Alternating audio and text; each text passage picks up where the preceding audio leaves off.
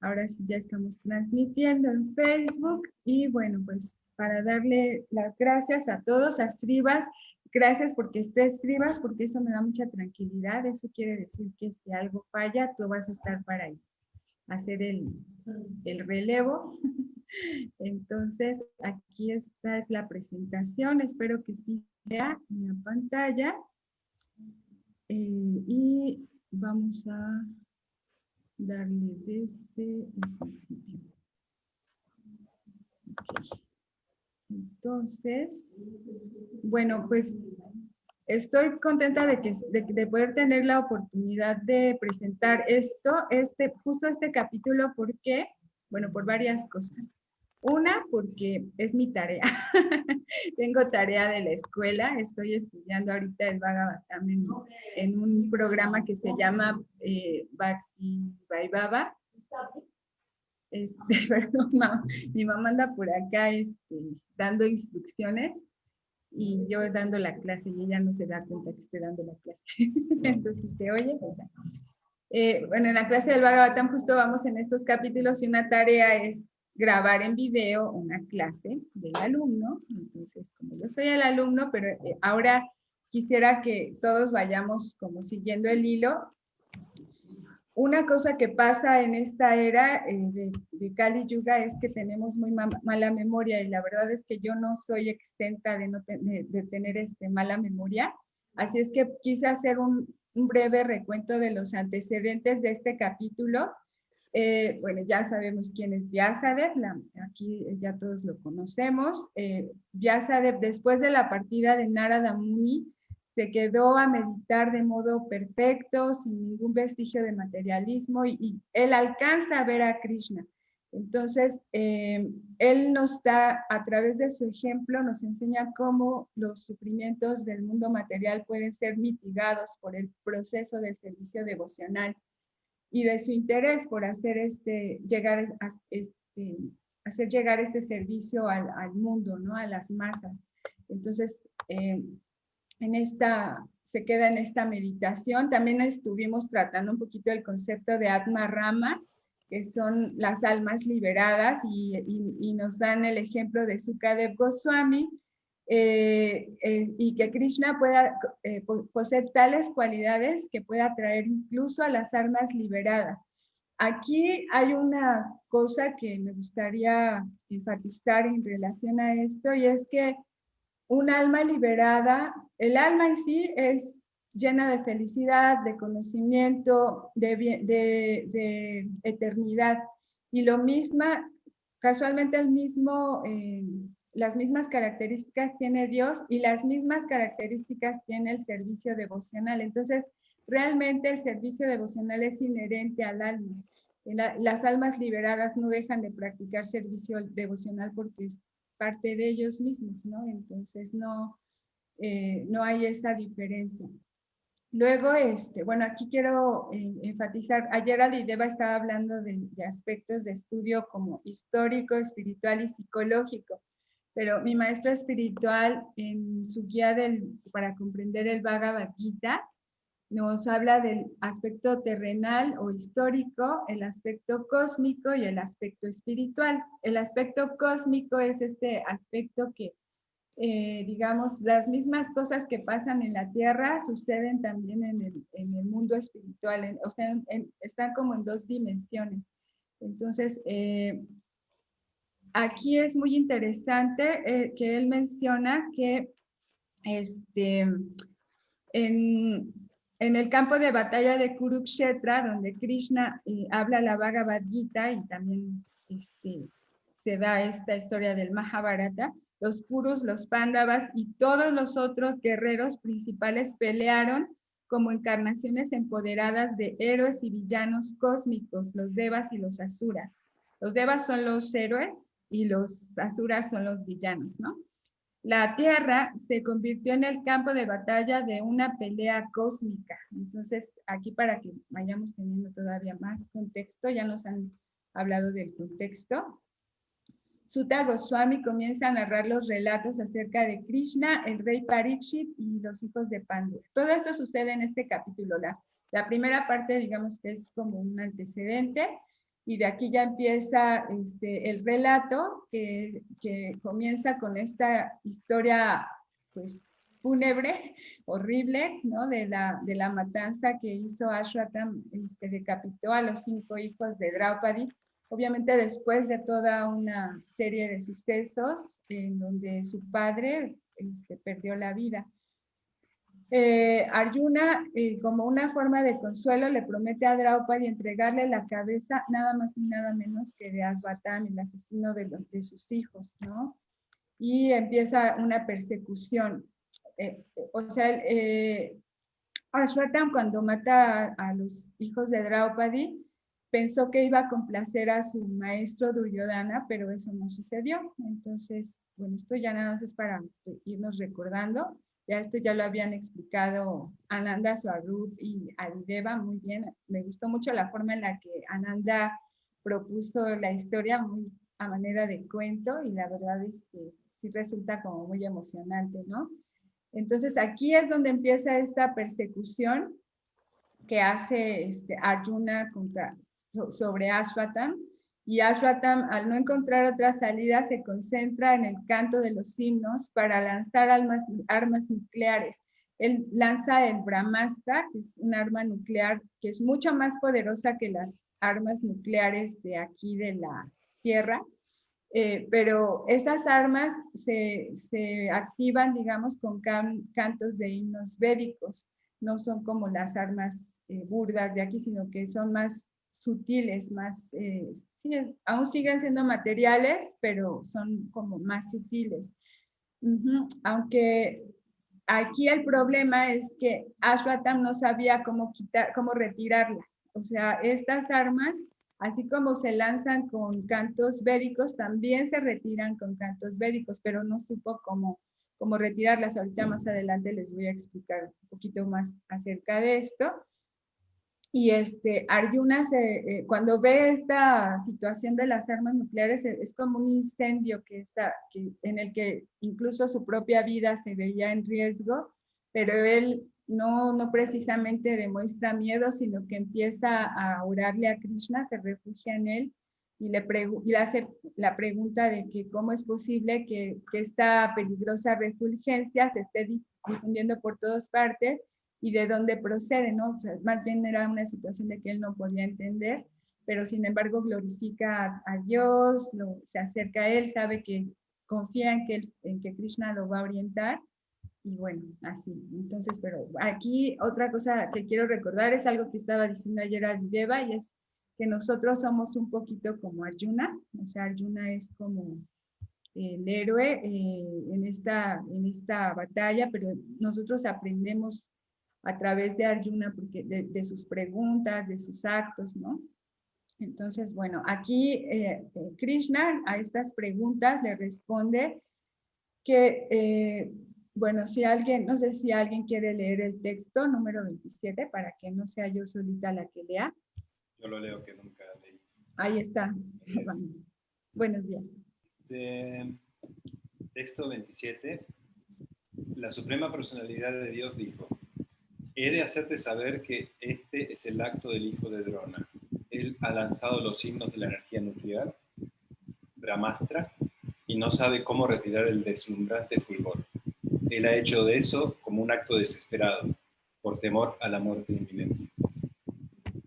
Así es. Entonces aquí Prabhupada nos explica justamente esto que les estaba diciendo, que el Brahmastra es similar a las armas nucleares modernas, y se manipulan mediante la energía atómica, pero esta energía atómica actúa enteramente sobre el principio de la combustión total, y el Brahmastra actúa también de esa misma manera, pero crea un calor intolerable, o sea, es muchísimo más. De hecho, hay otra sección adelante donde Prabhupada dice que esas armas son como juegos infantiles en comparación con el Brahmastra. O sea, las armas nucleares de este mundo, como la que se usó en Hiroshima y Nagasaki, que pues mataron a muchísima gente. Creo que fueron más de 200,000 personas las que resultaron afectadas, de esos como más de la mitad resultaron muertas, la columna de humo que se hacía era como de 6 kilómetros cuando fue lo de Nagasaki,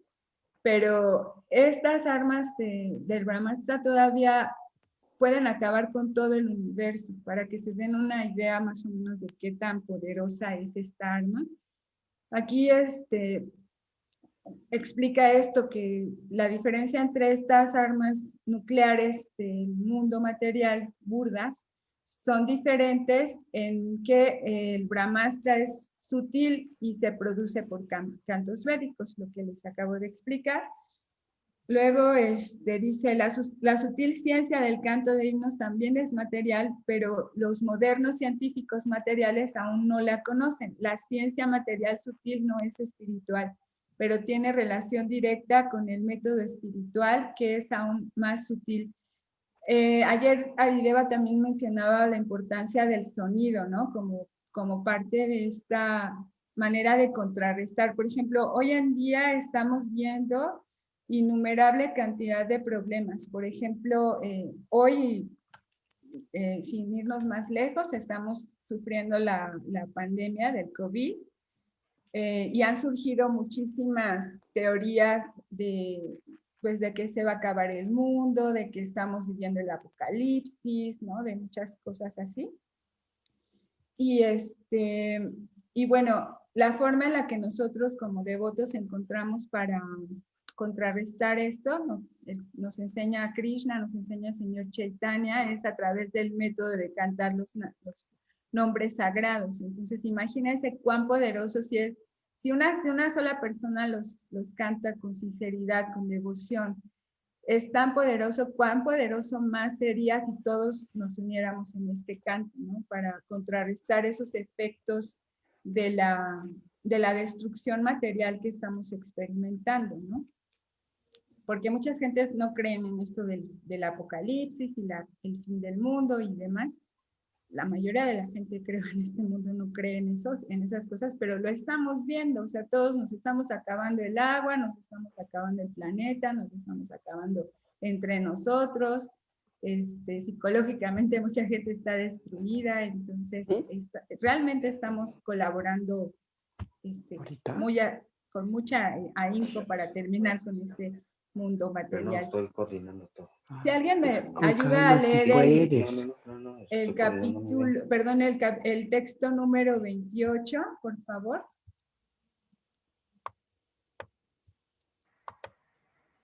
Si nadie lo lee, yo lo puedo leer también.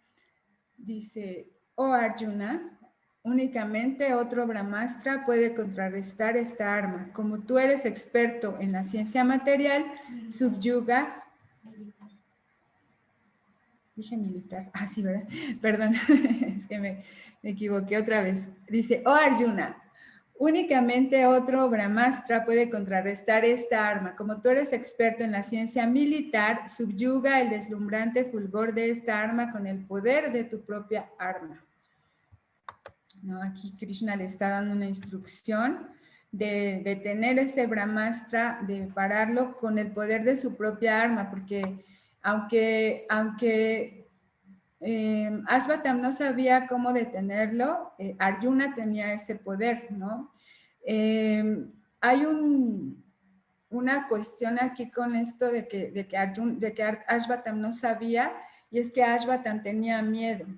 Entonces, ayer también hablaba Adileva un poco de las características de Ashvatam psicológicas, y una característica que tenía es que tenía miedo. Entonces, al tener miedo de su propia muerte, entonces esto le impedía comprender o tener el conocimiento de los himnos védicos de cómo parar el Brahmastra, ¿no? Entonces, dice aquí Prabhupada, no existe ningún arma contraria para neutralizar los efectos de las bombas atómicas, pero la acción de un Brahmastra puede ser contrarrestada mediante la ciencia sutil. Y en esos días, aquellos que eran expertos en la ciencia militar podían contrarrestar el Brahmastra. Como en este caso Arjuna era experto en la ciencia militar, él era un guerrero, estaba en el ejército de los Pándavas y bueno, era su deber proteger al pueblo. Entonces, parte de esta protección era obedecer las órdenes de Krishna, y en este caso le estaba pidiendo que contrarrestara estos efectos de esta arma letal, ¿no? Entonces, el hijo de Dronacharya no conocía el arte de contrarrestar el arma, y por consiguiente se le pidió a Arjuna que la contrarrestara mediante el poder de su propia arma. Siguiente texto, si alguien me ayuda a leerlo, por favor. No se peleen, no todos al mismo tiempo. Gracias, Srivas. Sri Sutta Goswami dijo, oír a la personalidad de Dios decir esto. Al oír a la personalidad de Dios decir esto, Arjuna tocó agua para purificarse, y después de dar vueltas alrededor del Señor Sri Krishna, lanzó su arma Brahmastra para contrarrestar la otra. Ok, aquí estas imágenes que estuve usando, la verdad no sé si sean unas imágenes adecuadas. Yo la verdad así es como me lo imaginaba. ¿Qué pasó, Srivas? Están buenísimas. Sí, se ven como de cómics, ¿no? Arjuna aquí se ve súper poderoso. Entonces, siguiente texto. ¿Me ayudas, Srivas, también a leer de una vez el siguiente texto? Texto 30. Cuando los rayos de los dos Brahmastras se unieron, un gran círculo de fuego, como el disco del sol, cubrió todo el espacio sideral y todo el firmamento de los planetas. Sí, aquí me hizo falta los efectos especiales de las explosiones así, de las bombas, ¿no? Qué bárbaro, se ve eso impresionante. Yo recuerdo, bueno, por ahí ahora en un rato les comparto un artículo sobre lo de Hiroshima y Nagasaki, pero se veía así, nada más que eso era chiquitito en comparación a lo que está viviendo Arjuna en esta lo voy a poner para que Anurrada vea, porque Anurrada anda por aquí, solo que no quiere aparecer en pantalla. Dice, el calor generado por el destello de un Brahmastra se asemeja al fuego que se exhibe en el globo solar en el momento de la aniquilación cósmica. La radiación de la energía atómica es muy insignificante en comparación con el calor producido por un Brahmastra.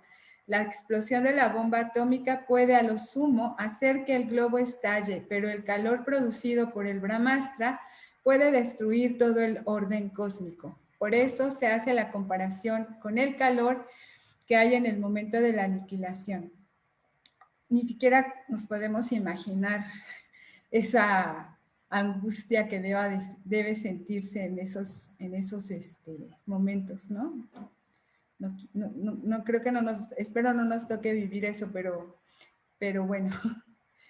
Texto número 31, por favor, si alguien quiere leer. Yo. Sí. Texto 31. Toda la población de los tres mundos fue abrazada por el calor combinado de las armas. Todo el mundo recordó el incendio, no lo sé pronunciar, Samvartaka, que ocurre en el momento de la aniquilación. Perfecto, sí, estuve investigando sobre esta palabra Samvartaka, y es justamente, habla de una fuerza destructora muy grande. Bueno, se menciona en varios textos, también cuando Indra tira como ese diluvio universal, es parte, como yo lo relacioné mucho con estas teorías del fin del mundo.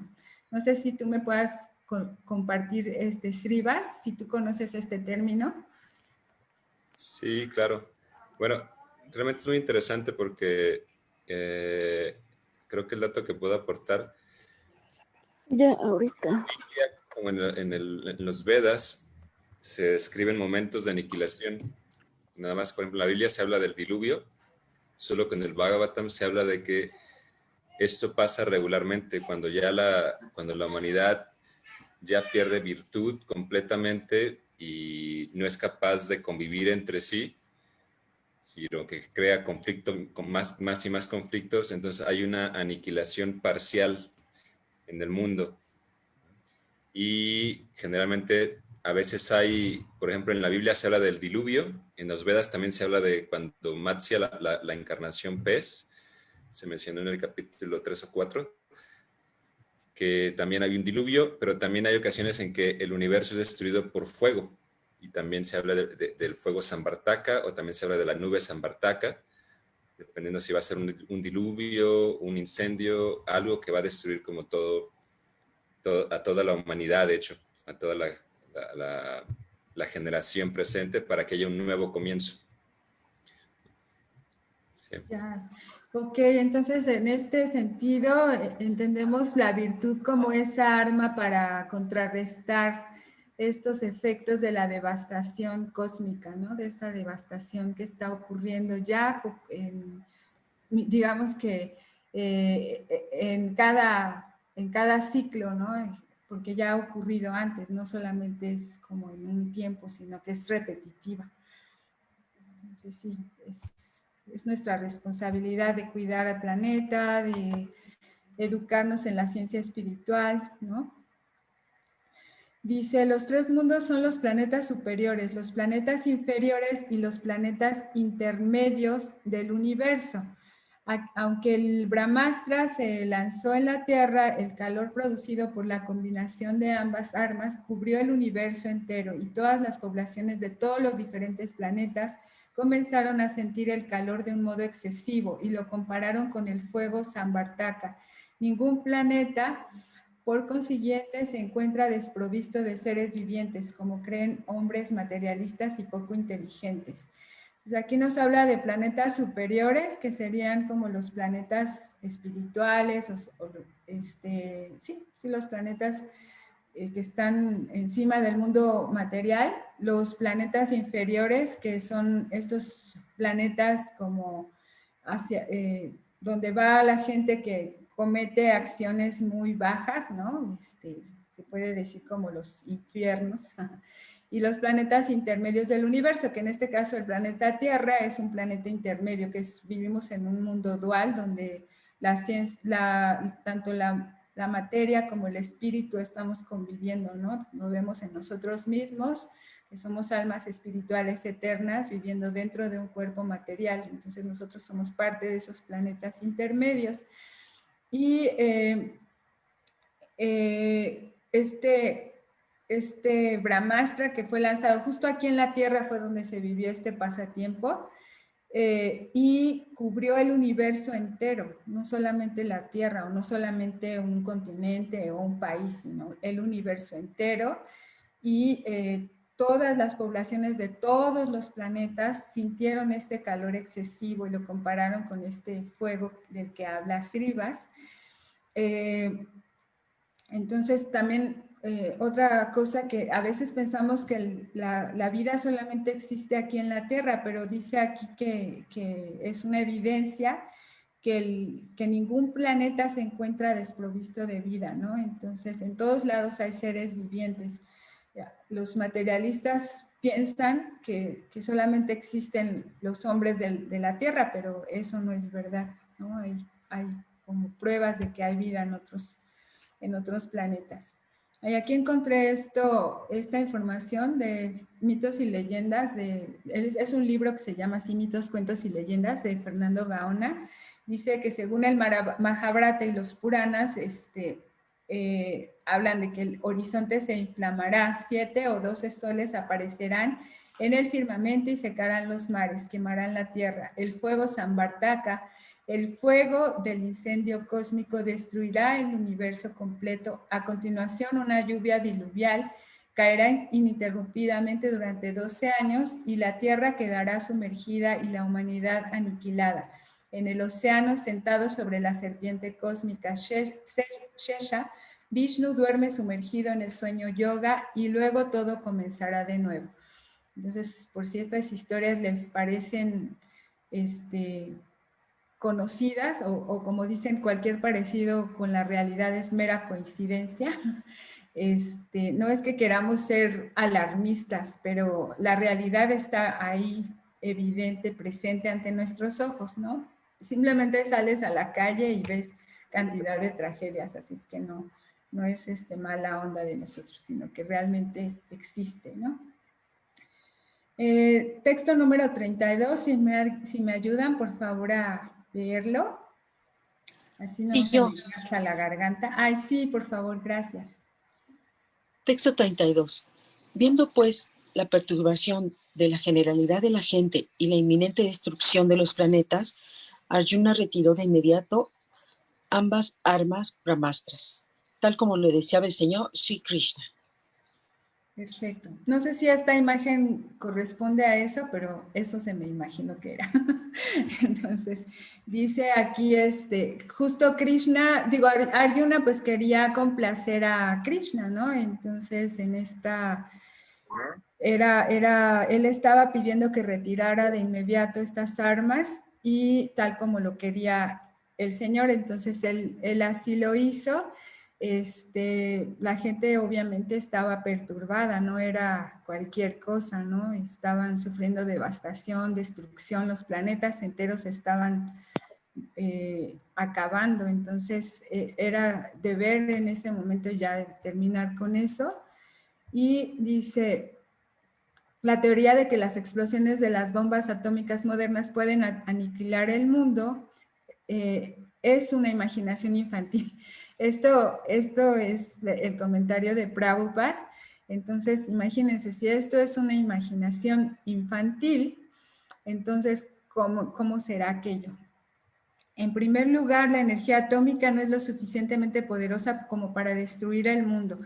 Y Prabhupada, yo creo que está siendo aquí muy enfático como para que nos quede bastante claro, porque estos textos parecen como similares entre unos y otros, pero está siendo bastante enfático. Creo que hay una preocupación por el recuperar el bienestar del mundo, de la humanidad, ¿no? Entonces, pues aquellos que siguen las instrucciones de Krishna o se refugian en él, de alguna manera se liberan de estos sufrimientos tan profundos. No que no nos vayan a pasar cosas, pero simplemente el tener la fe, como en su caso tuvo Arjuna, de que las cosas son lo que tienen que ser y que en su momento tú eres también el que tiene el poder de cambiar las cosas, ¿no? Todos tenemos el poder de cambiar las cosas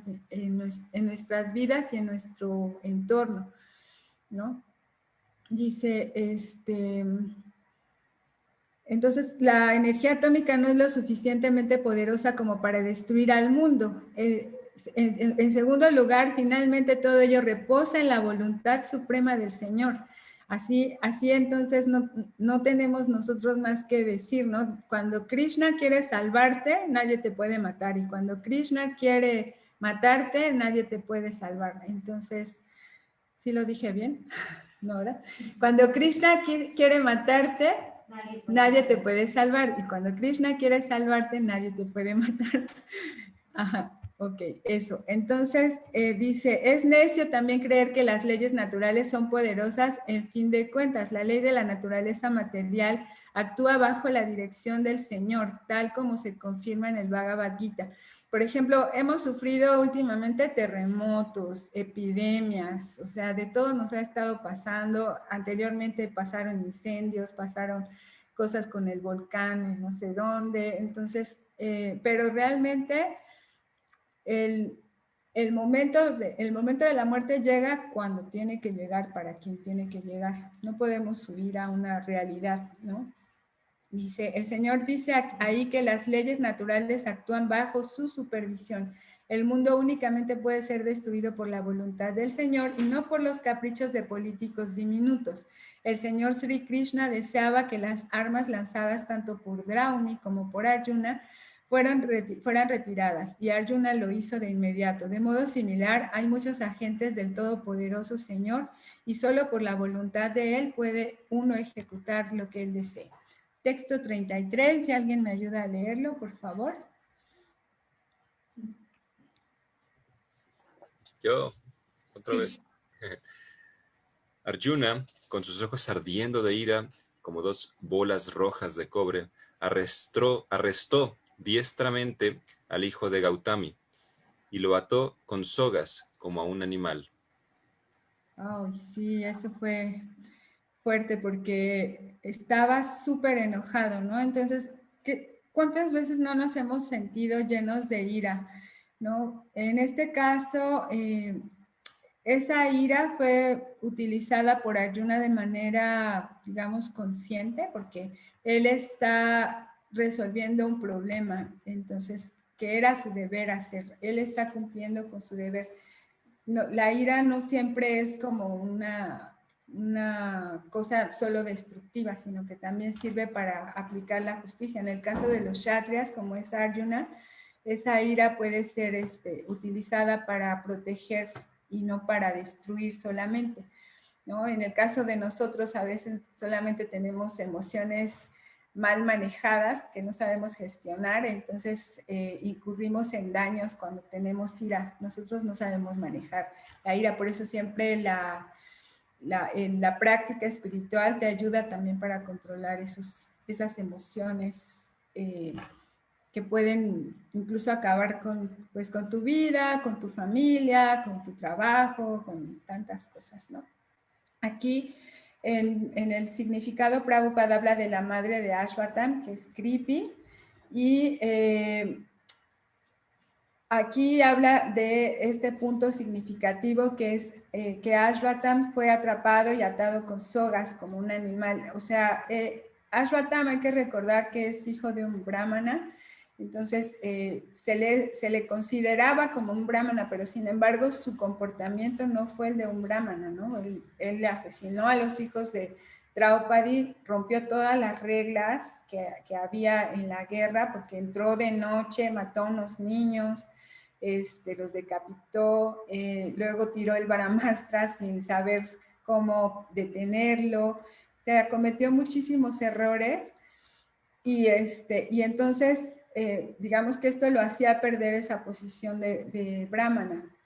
Según Sridhara Swami, Arjuna, como parte de su deber, estaba obligado a atrapar así a este hijo de un Brahmana, es decir, atraparlo como un animal. Esta indicación de Sridhara Swami también se confirma en la declaración posterior de Sri Krishna. Ashwatam era un hijo legítimo de Dronacharya y Kripi, pero debido a que se había degradado hasta una posición muy baja, era lo apropiado tratarlo como un animal y no como un brahman. Texto número 34, si alguien me ayuda. ¿Te gusta? Te ayudo. Sí, gracias. Sí. Después de haber atado a Ashwatan, Arjuna quiso llevarlo al campo militar. La personalidad de Dios, Sri Krishna, mirando con sus ojos de loto, le habló al iracundo Arjuna. Aquí Prabhupada explica la diferencia entre la ira de Arjuna y la ira de Krishna, porque los dos estaban enojados, pero dice que los ojos de Arjuna se veían como dos bolas de cobre rojo y los ojos de Krishna eran como ojos de loto. Entonces, la ira de Arjuna no se compara con él, no está en el mismo nivel, debido a que la trascendencia de Krishna es absoluta, siempre, en cualquier momento. Y su ira no es como la de nosotros, que somos condicionados y que estamos sumergidos en las modalidades de la naturaleza. Entonces, aquí explica Prabhupada que para Krishna, tanto su ira como su placer son iguales y no se exhibe en el seno de las modalidades de la naturaleza material, sino que es solamente un signo de inclinación de su mente hacia la causa de su devoto, debido a que eso es lo propio de su naturaleza trascendental. Entonces, por lo tanto, incluso si él está iracundo, el objeto de su ira es bendecido, él es inmutable en todas las circunstancias, ¿no? Vimos ejemplos de grandes demonios que fueron matados por Krishna y fueron bendecidos, ¿no?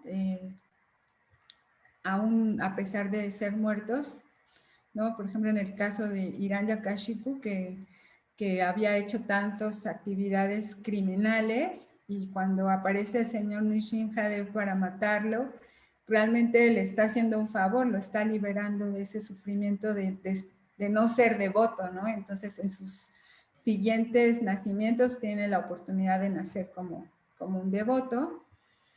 bueno, esa es como la parte de la presentación del Bhagavatam, pero me gustaría que abriéramos un poquito cámaras y micrófonos para platicar respecto a esto. Y también antes de eso les quiero enseñar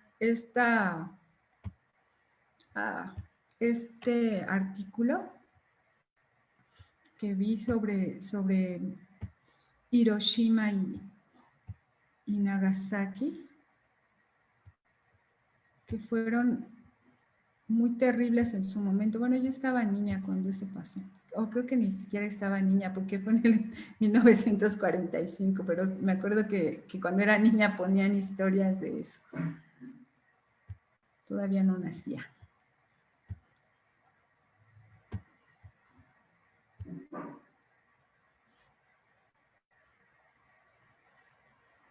A ver si se ve. Bueno, ahí vemos todos los militares dispuestos a pelear como fue en este campo de Kurukshetra. Nada más que la diferencia aquí es que no es una guerra espiritual, sino que es una guerra material, ¿no? Ay, nada más que no me hace caso esto. Ok. Aquí está describiendo cómo están organizándose los militares.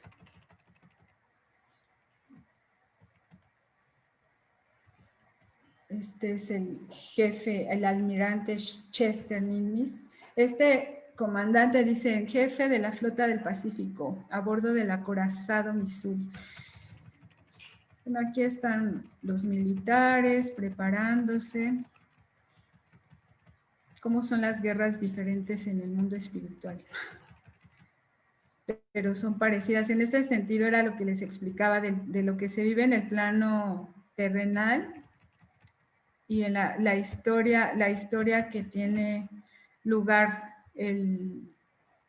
la batalla de Kurukshetra o el Mahabharata, que fue vivida aquí en la Tierra y que además está también en un plano cósmico, una guerra de un plano cósmico que se vivió justo aquí en la Tierra, pero no se equipara con las guerras, digo, más bien las guerras de este mundo material no se equiparan con esa. Y tampoco los objetivos, ¿no? Mira, es que quiero enseñarles una imagen. La gente estaba rezando para que no sucediera la guerra, ¿no? No es cierto, esto ya fue después, estos rezos fueron después de que pasó.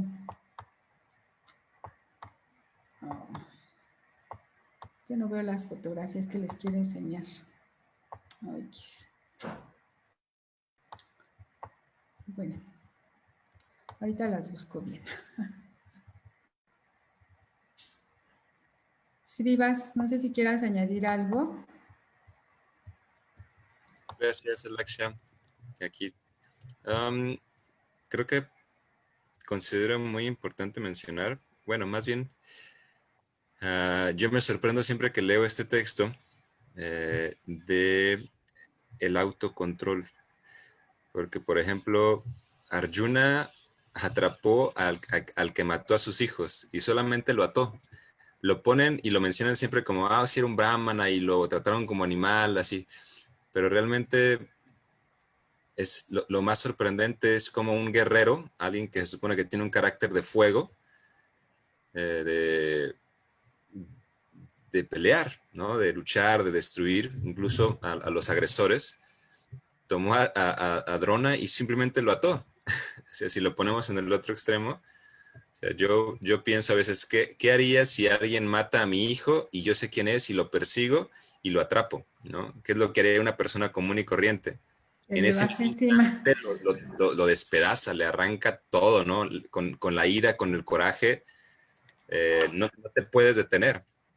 Sin embargo, el autocontrol que menciona, que se muestra aquí con estas personas que son tan especiales, que eran los devotos de Krishna, los Pándavas, Y no es que Krishna le dijo, oye, no lo mates, espera, sino que realmente él, siendo un kshatriya, no se toma la ley bajo sus manos, ¿no?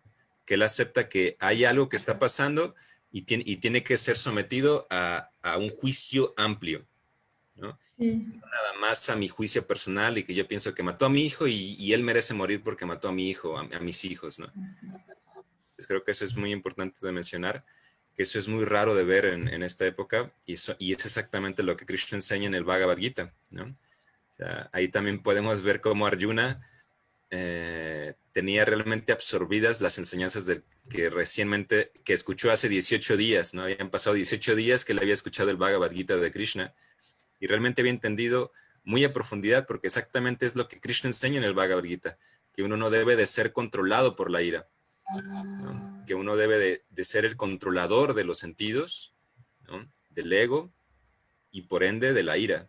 Entonces, de tal manera que la ira puede ser puesta incluso bajo un control completo, cuando en realidad la ira es lo que mueve todo el mundo, el odio, por ejemplo, esas fotografías que enseñas, todo el odio que había entre que los nazis, ¿no? Y los nazis odiaban a los americanos y todo mundo odiando a todo mundo y pensando que el otro debe de morir.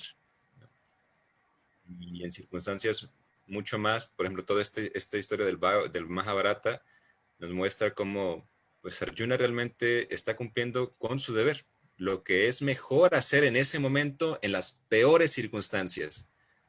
Cuando las otras personas están dispuestos a matarte, a todo eso, a destruirte, él no estaba dispuesto a eso. Él lo hace por una cuestión de deber, no porque él esté respondiendo a la ira y el odio de la otra persona.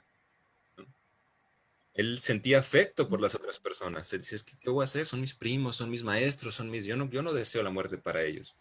Aunque ellos me deseen la muerte a mí, yo no deseo la muerte para ellos. Y aquí es así, se me hace como una de las muestras más impactantes que lo muestra en la práctica, ¿no? Oye, pero entonces fue como que se le fue bajando el coraje, porque cuando en el momento que supo que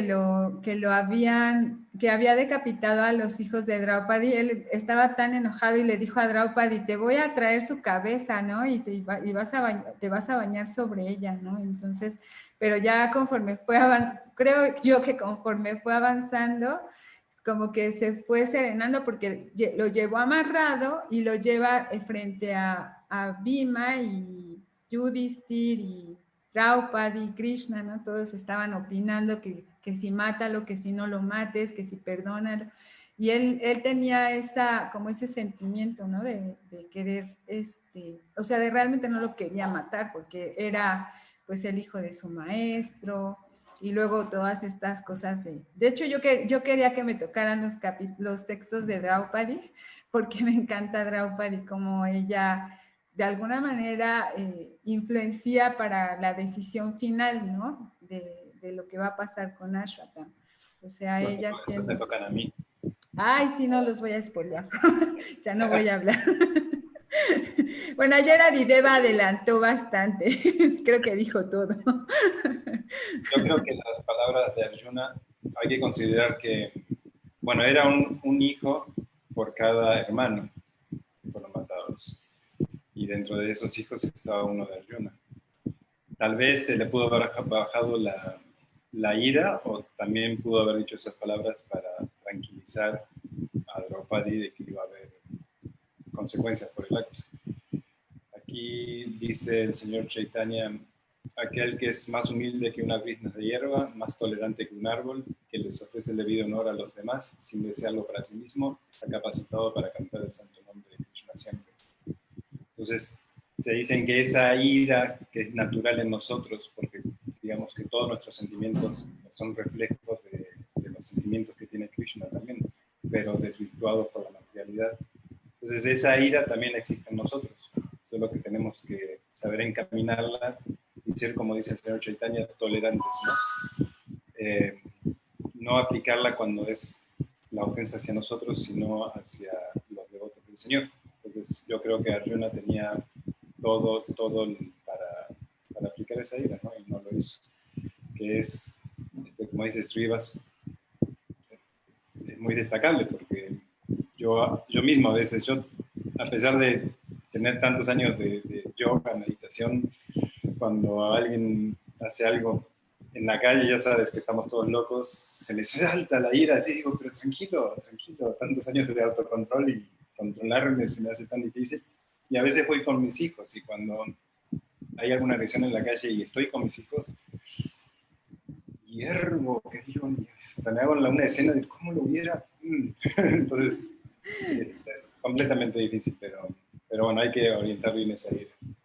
Gracias. Sí, estaba diciendo el martes en el curso del perdón que está dando Mahatma Prabhu, que realmente no es que tengamos grandes cualificaciones para ser devotos, ¿no? Sino que la cualificación es no tener cualificaciones, porque realmente la cualidad es que tenemos la misericordia de Dios y la estamos aceptando, de alguna manera tener esa inteligencia, a pesar de todas las tonterías que podamos hacer en nuestra vida, las malas decisiones que tomamos o el hecho de a veces estar más, digamos, tomar más decisiones que nos llevan al sufrimiento, nos orillan al sufrimiento. Aún así, cuando llega la misericordia de Dios y la tomamos, esa es la mejor cualidad que puedes tener, el simplemente tomar esa misericordia o ese favor que Krishna te da de poder, pues, meditar en su nombre, de poder servirlo, de poder transformar tu vida y tu pensamiento y tus acciones para el bien común, no solamente para tu propio bienestar, sino para el bien común, ¿no? Porque cuando nosotros meditamos en el nombre de Krishna, no solamente nos estamos beneficiando a nosotros, también estamos beneficiando a nuestro entorno. Esta vibración sonora llega a todo el entorno. Entonces, entre más personas nos unamos al canto, pues mayor beneficio va a tener el planeta, y no solo el planeta, sino los universos enteros, porque Krishna sí lo quiere, o sea, no es una cosa de nosotros, sino que es algo que Krishna quiere que todo el mundo se salve, no quiere que todo el mundo se destruya, ¿no? Entonces, eso, en ese sentido, así es. El día de hoy vinieron bien poquitos. Yo creo que andan todavía de fiestas patrias, ¿verdad? Por eso no abren sus cámaras, porque se me hace que están desvelados o no sé qué les pasó.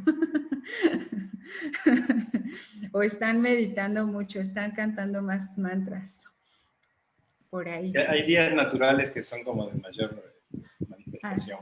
¿No? Así es. De semana, como que estamos todos, y ya hacia el fin de semana empieza a decaer. Yo en las mías, que son los sábados, creo que estamos tú y yo, y subimos 2 o 3 locos más, pero sí, como que vamos agarrando fuerza hacia los lunes siempre que vamos decayendo un poquito.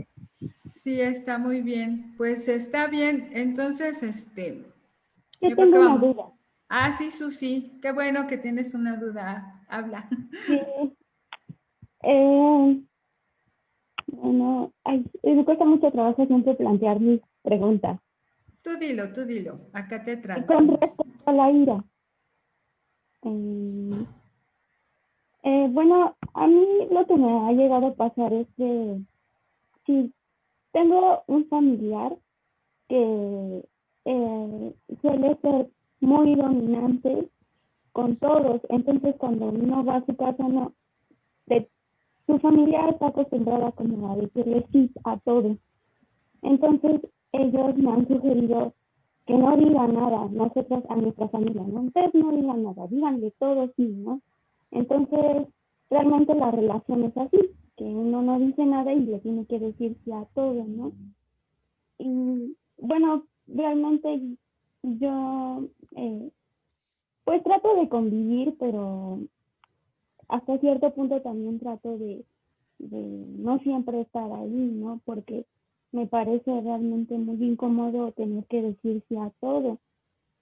Y cuando he llegado a decir no por esta razón, pues ese familiar hace un berrinche muy grande, se enoja, ¿no? Porque hay que decirle sí a todo. Realmente me parece muy complicado. Y mi familia me dice que yo no puedo como faltar porque es como una falta de convivencia hacia todos, ¿no? Entonces, no sé de qué manera marcar límites y de qué manera no caer en ira y de qué manera pues no enredarme, no caer en el lado opuesto de decir sí a todo y no caer en el lado opuesto de confrontar a esa persona. Ayer estaba preguntando a alguien en la clase de Avideva algo parecido y le contestó Marichi que, bueno, normalmente las personas que tienden a ser tóxicas en nuestras vidas, si nosotros no sabemos cómo manejar esa toxicidad, digamos, de manera como que no nos afecte, entonces la recomendación es cero contacto con esa persona. Pero, por ejemplo, en este caso, si a ti te están poniendo la prueba de que debes convivir con tu familia, pues necesitas platicar con tu familia y decir cómo tú te sientes al respecto, ¿no? Y con las personas que sí te escuchan o las personas que te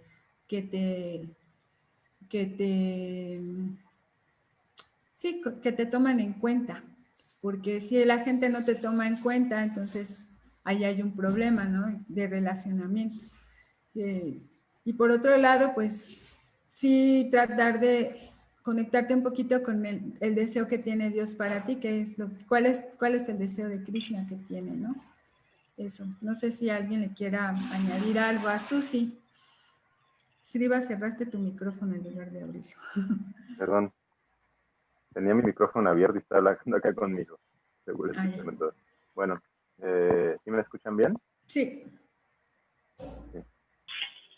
Sí, creo que es muy importante, igual el Bhagavad Gita, las relaciones humanas son el fuego que nos pueden hundir en el mundo material, pero si nos aprendemos a relacionar como Krishna nos recomienda, son también el fuego que nos sacan de este mundo material.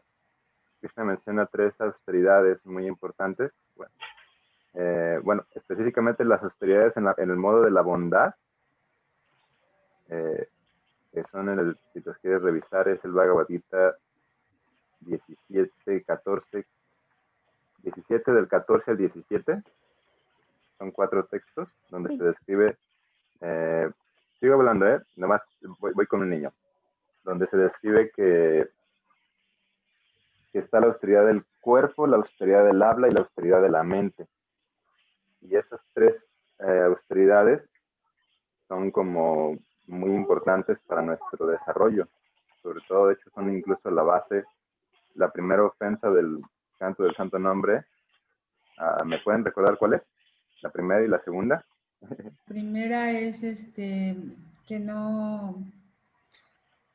La primera es blasfemarle a los devotos que han dedicado su vida, ¿cierto? Ajá. Que realmente sería blasfemar a cualquier persona, ¿no? Criticar o blasfemar a cualquier persona. ¿No? La segunda, no te escuché, Alaksha. La segunda, considerar que los nombres de los semidiones de una falta, esa ofensa, que es la más difícil, porque somos muy malos practicantes de las austeridades en el modo de la bondad. Para hacerlo corto, se las enumero rápido. La austeridad del cuerpo se divide en 2. Krishna dice, Deva Duya Guru Pragya Puja. Aquellos que te aportan sabiduría, y sobre todo se está hablando de espiritualidad, uno les hace puya. Pero también eso aplica para cualquier tipo de conocimiento. Y Prabhupada dice, por ejemplo, como el padre y la madre. Aunque no siempre el padre y la madre nos dan el más alto conocimiento, ni tampoco nos dan las mejores muestras de afecto, aún así tenemos una deuda con ellos, ¿no? Entonces también se les hace puya a pesar de las peores circunstancias que podamos tener, ¿no? Y luego está la segunda parte que se refiere a nuestras relaciones con nuestros iguales o inferiores, ¿no? Que es la sencillez, el dedicarnos al Brahman, Brahmacharya, la no violencia,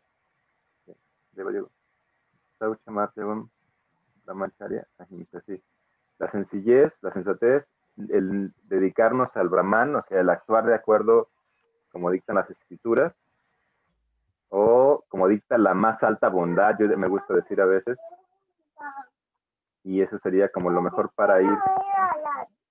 Ahorita vamos a la tienda, hijo. Entonces son la austeridad del cuerpo, que se divide básicamente en cómo tratar con tus mayores y cómo tratar con tus menores. Y después está la austeridad del habla, ¿no? Que a lo mejor esa es la que puede resultar ser más útil en nuestras interacciones. Cuando queremos pedir algo, es muy poderoso la austeridad del habla, que básicamente es aprender a ser honesto, ser sincero con las personas, y obviamente no siempre las personas lo van a recibir bien. Pero uno hace el mayor esfuerzo de no perturbar a las personas con nuestras palabras. De hecho, la austeridad del habla es, Anus Vega, dice, uno debe de decir la verdad sin perturbar la mente a los demás, que eso ya es así muy, muy, muy complicado, ¿no? Anus Vega Karambakya Satya. Oye, ahorita, hijo, estoy platicando algo, pero ahorita. ¿Sí? Satya debe decir uno las cosas con palabras que alegren al corazón, y también eso es complicado, ¿sí? Porque algo que alegra el corazón, pero que no perturbe la mente, es complejo. Sin embargo, hay entrenamiento. Actualmente hay personas que han desarrollado mucho ese trabajo, que es como te recomiendo Marshall Rosenberg, de comunicación no violenta, un lenguaje de vida. Si quieres leerlo, yo te lo recomiendo mucho, va a ayudarte mucho. Además de que en este libro también vas a encontrar la práctica de la siguiente mención que te dice Krishna, que es la austeridad de la mente, que básicamente trata de cómo escuchar tú lo que realmente la gente quiere decirte. No sé, bebé. Sí. Entonces, mira, mami te va a ayudar. Gracias, amor. Muchas gracias. Entonces, son esas tres cosas que te podrían ayudar muchísimo. Pero lo que te puedo decir es que realmente es cambiar todo un chip que tenemos, ¿no? Porque estamos acostumbrados, número uno, a confundir la sinceridad con la franqueza, ¿no? A querer decir las cosas como las pensamos. Y nuestros pensamientos no son nuestros sentimientos. Y eso ocasiona demasiados conflictos en las relaciones. ¿Sí?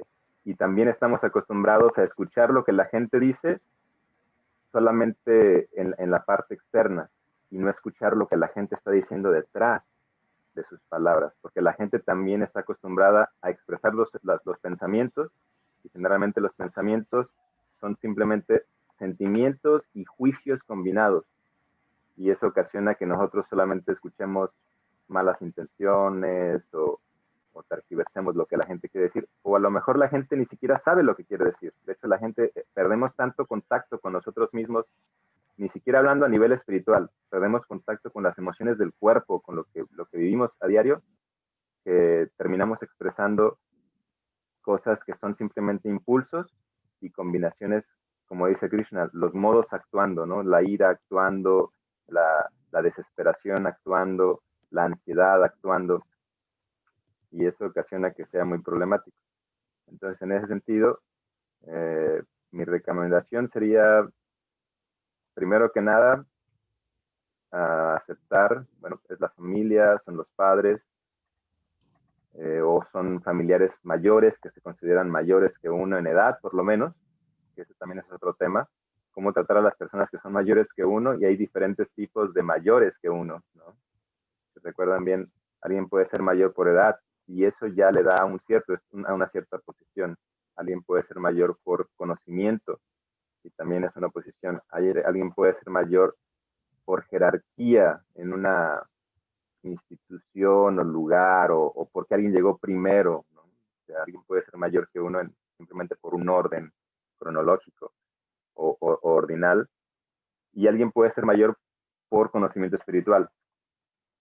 De todos ellos, posiblemente el que menos recibe reconocimiento es el que es mayor por conocimiento espiritual, pero es el que sabe perfectamente cómo reconocer y darle su lugar a cada persona.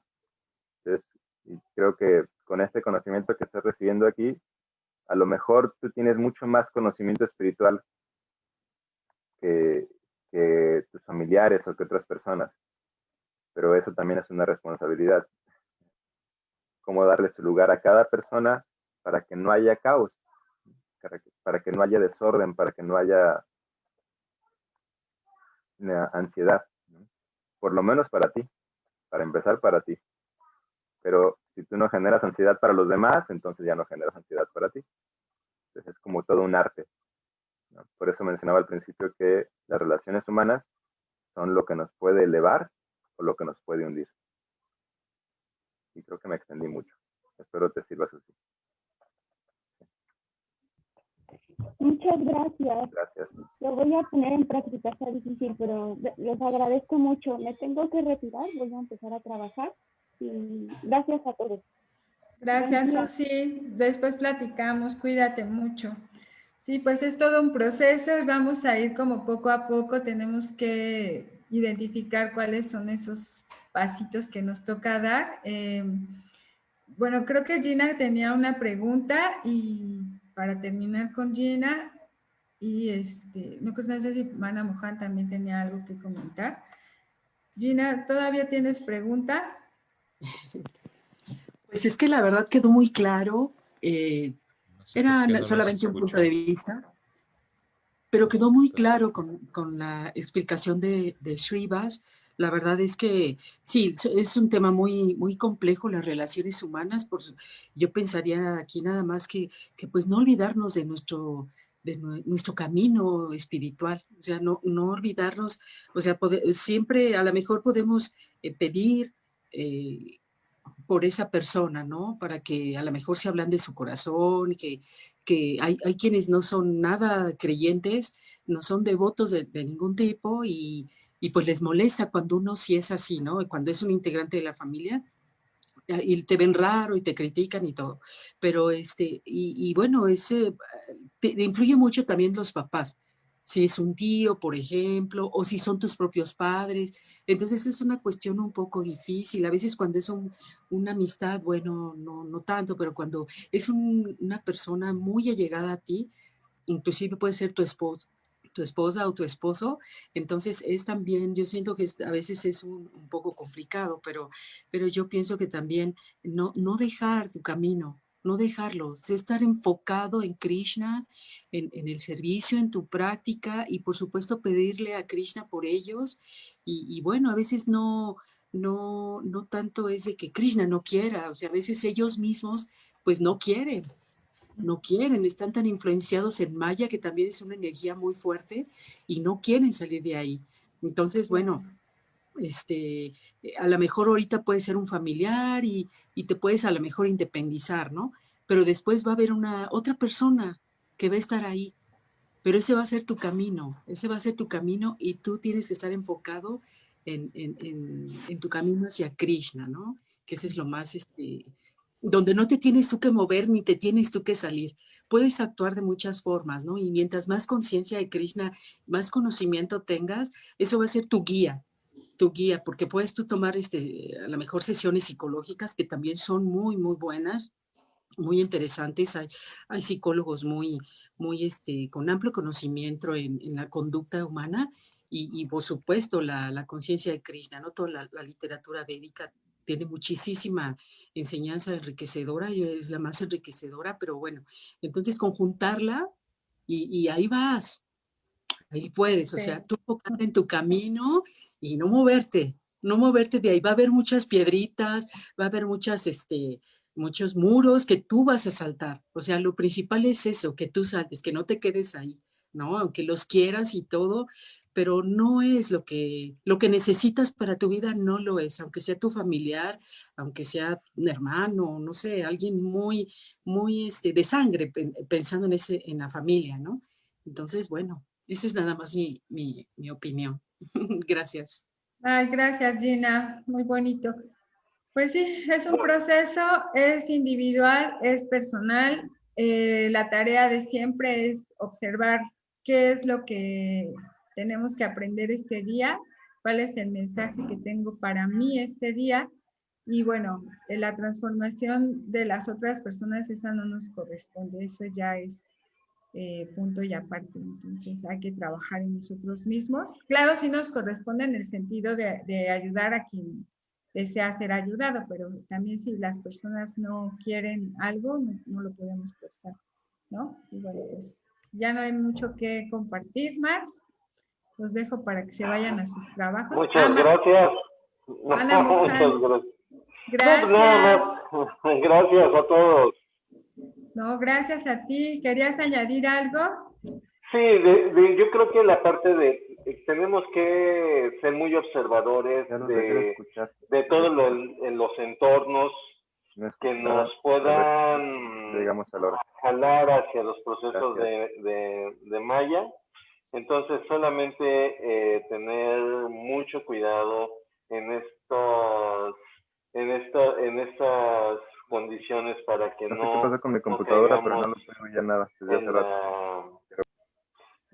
No caigamos en perdernos en esta profundidad del conocimiento que tenemos.